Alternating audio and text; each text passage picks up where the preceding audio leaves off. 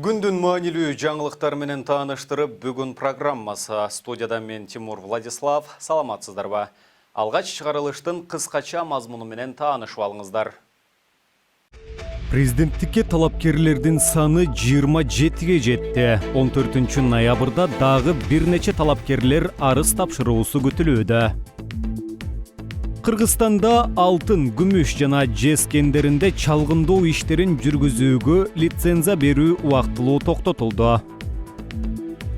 2020 жылдын январь-октябрь айларында Кыргызстандын ички дүң өнүмү 457 миллиард сомду түзүп, өткөн жылдын тиешелүү мезгилине салыштырмалуу 7,4%га төмөндөдү.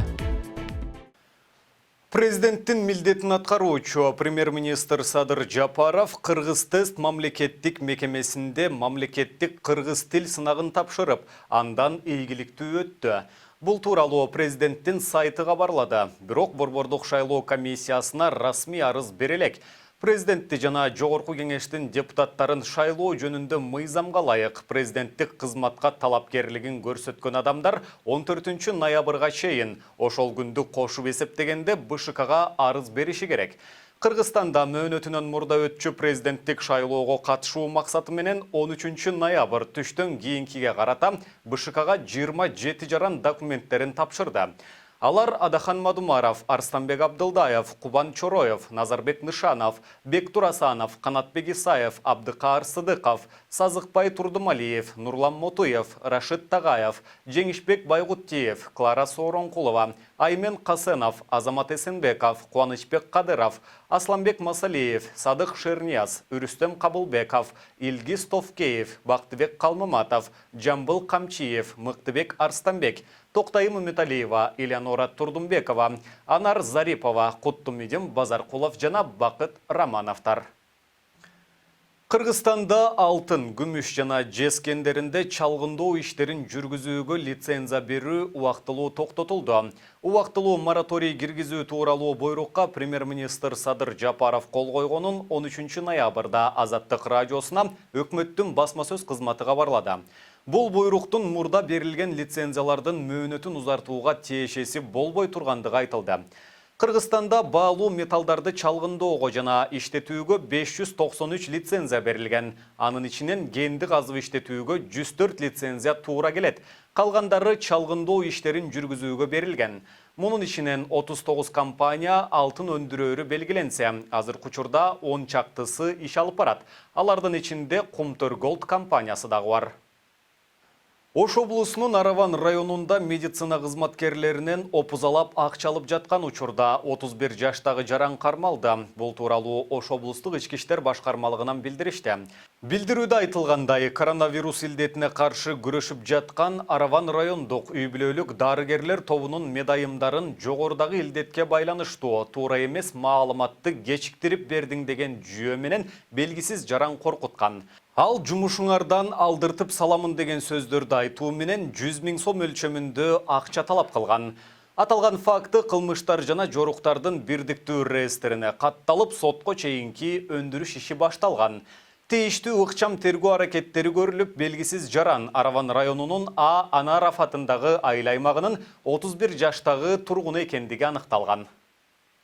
Пара талап кылуу фактысы боюнча Ички иштер министрлигинин кызматкери кармалды. Маалыматка ылайык 12 ноябрда УКМК Ички иштер министрлигинин ички иликтөө кызматы менен биргеликте жүргүзүлгөн ыкчам издөө иш-чараларынын жүрүшүндө 30 000 сом өлчөмүндө пара алып жатканда Бишкек шаарынын Ленин райондук ички иштер башкармалыгынын ыкчам кызматкери кармалды.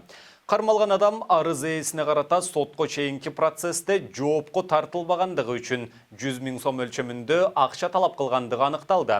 Бул факты боюнча сотко чейинки өндүрүштүн материалдары пара талап кылуу беренесинде каралган кылмыш белгилери боюнча кылмыштардын жана жоруктардын бирдиктүү реестрине катталган. Кармалган адам УКМКнын убактылуу кармоочу жайына киргизилди. Башкалаадагы Бишкек шаардык мэриясынын капиталдык курулуш башкармалыгынын сынак комиссиясынын балалык паркын оңдоп түзөө боюнча тендерди Ак Ниет курулуш фирмасына берген чечиминен мыйзамсыз жагдайлар аныкталды. Бұл туралы башқы прокуратураға барлады. Тағырағы аталған жоопкерчилиги чектелген коомдо суу менен камсыздоо, канализация, трансформатор орнотуу, электр менен камсыздоо, электр линияларын тартуу, технология жабдууларын оңдоого байланыштуу лицензия жок болгонуна карабай келишим түзүлгөн. Мындан сырткары жумуштарды баалоо актыларын текшерүүдө айрым иштер кымбат аткарылгандыгы такталган. Каржылоо долбоордук сметалык суммадан 1 миллион 43 887 сомго ашып кеткен. Капиталдык курулуш башкармалыгынын жооптуу кызматкерлери өзүнүн же башкалардын пайдасы үчүн мамлекетке зыян келтиришкен. 2020 жылдын январ-октябрь айларында Кыргызстандын ички дүң өнүмү 457 миллиард сомду түзүп, өткөн жылдын тиешелүү мезгилине салыштырмалуу 7,4%га төмөндөдү. Бул тууралуу Улуттук статистика комитети баштапкы эсептерин чыгаргандан кийин кабарлады. Кумтөр кен казуу ишканаларын эске албаганда ички дүң өнүмдүн 10 айдагы көрсөткүчү 8,3%га артка кетип 402 миллиард сом болду. Төмөндөө негизинен курулушта, ал жакта 11,5%, дүң жана чекене соодада 16%га байкалды. Ички дүң өндүрүмү өлкөдө өндүрүлгөн товарлардын жана кызмат көрсөтүүнүн көлөмү, ал экономиканын эң негизги көрсөткүчү катары каралат. Өкмөт Кыргызстандын ички дүң өнүмү алгач 2020 жылга 5% өсөт деп болжогон.